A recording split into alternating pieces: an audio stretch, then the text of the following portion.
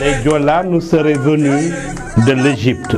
En vérité, les Diola étaient dans la cour du pharaon avec leurs frères, les Sérères. C'est ce qui fait qu'ils sont tous originaires de l'Égypte. Après la chute du pharaon Ramsès II, ils sont descendus sur les rives du fleuve Nil pour se retrouver en Éthiopie.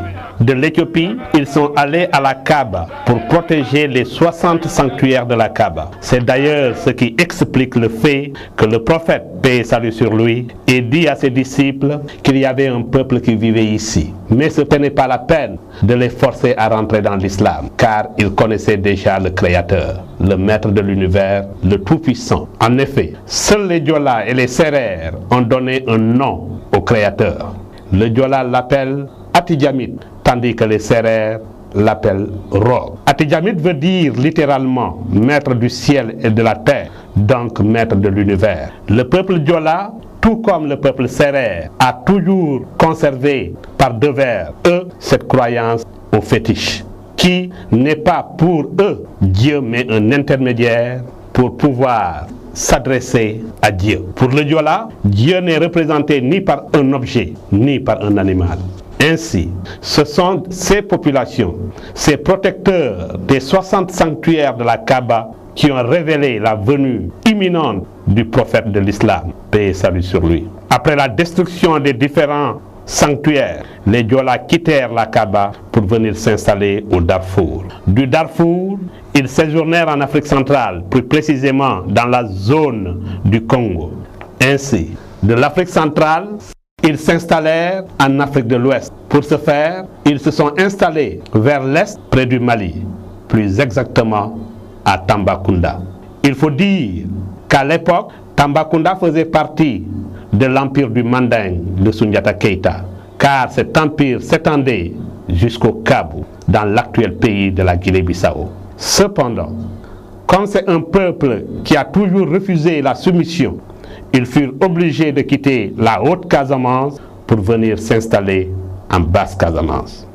Ce qui les a obligés à quitter, c'est à cause de la conquête d'un des lieutenants de Soundiata Keïta, Tiramahan Traoré.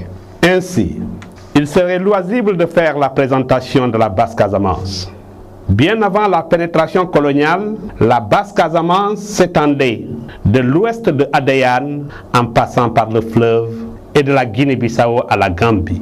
En fait, la Basse-Casamance est un vaste territoire peuplé par des groupes autochtones appelés les Adjamat.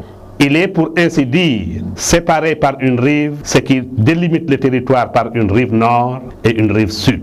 Cependant, avec l'arrivée de la colonisation, l'Afrique va connaître le plus grand morcellement de ses territoires. Ainsi, l'on assistera à l'apparition de micro-États qui dépendent et qui sont sous administration coloniale. Cet état de fait est favorisé par le partage du continent qui s'est opéré à l'insu des peuples africains, d'une part, mais aussi par le tracé des frontières.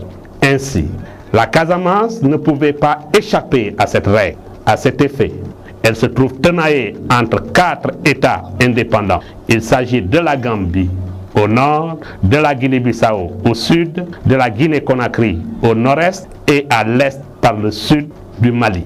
Ainsi, les peuples qui étaient frères avant la colonisation allaient devenir des voisins tout en gardant les mêmes valeurs et les mêmes coutumes.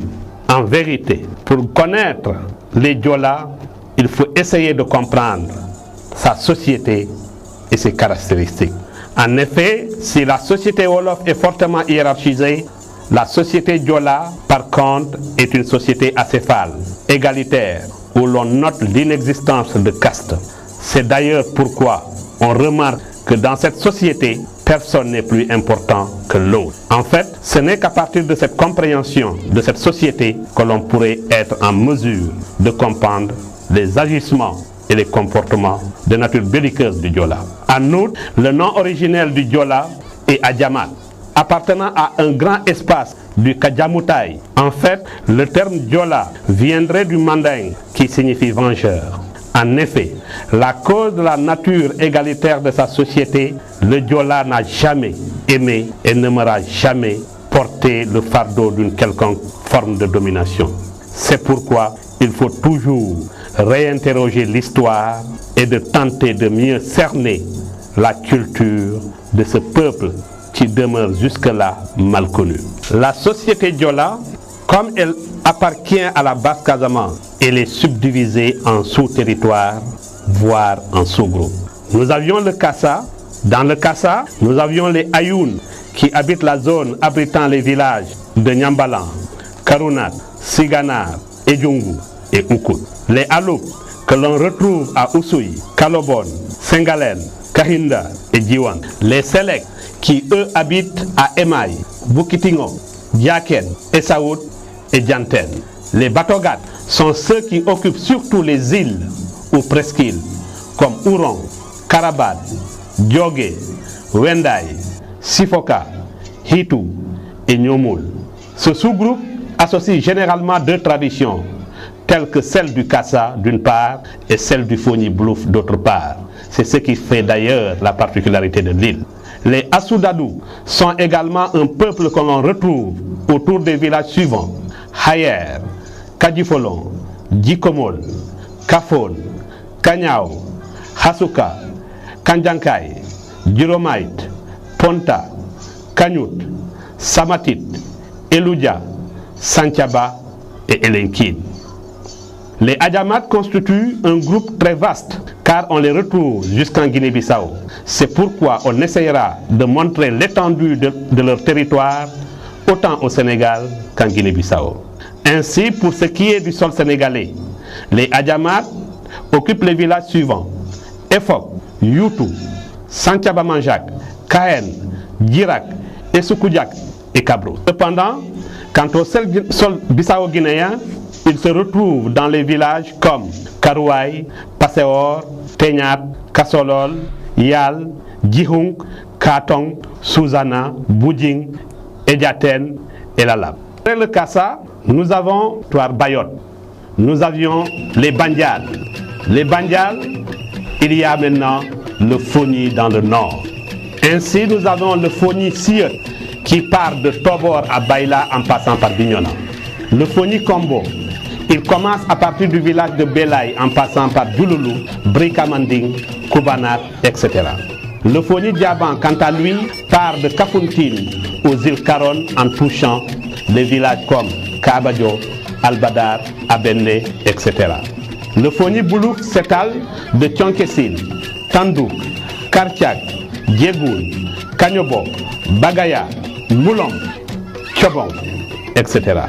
Le Foni d'Iragon commence à partir de Badjouré, Mampalago, Faoul, Silenkin, Diragon, etc. Cependant, le Kalonaï, qui était une partie intégrante du Foni, veut aujourd'hui se constituer en une entité à part. Mais historiquement parlant, le Kalonaï appartient aux Foniciens. Ainsi, les villages qui composent le Kalonaï sont Tobor, Kamosor, Sandouk, Boulandor et les autres villages qui sont à l'intérieur pour ne se terminer qu'à Badjouré. Cependant, il faut noter que les Diola, en quittant l'Est pour venir s'installer en Basse-Casamance, avaient déjà trouvé le peuple Baïnou avec qui ils ont donc cohabité. Il y a également d'autres peuples autochtones que sont les Mandingues, les Manjak, les Balantes, les Mankagnes, etc.